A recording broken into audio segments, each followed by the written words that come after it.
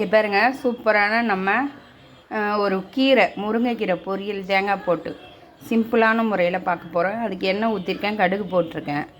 கடுகு பொரியட்டும், என்ன பண்ணுறோன்னு பார்க்கலாம். சோறு இல்லை இல்லையா? இது கொடு, லைட்டர் கொடு. நம்ம கீரை வெங்காயம் வதங்கிடுச்சு. இப்போ நம்ம கீரை வேகத்துக்கு தேவையான தண்ணி சேர்த்துட்டா இப்போ இதில் முருங்கைக்கீரை சேர்க்க போகிறேன்.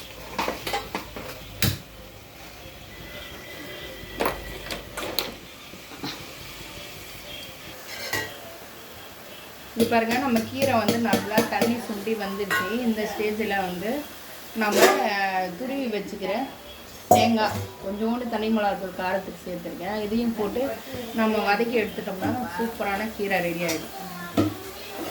ஆமாம், இப்போ நம்ம கீரை ரெடி ஆகிடுச்சு. தேங்காய் போட்டு ஒரு வதக்கி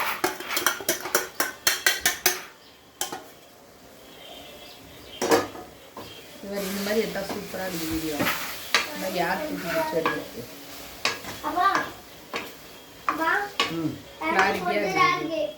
நானே கையில் பிடிச்சி நானே எடுக்கிறதுனால நானே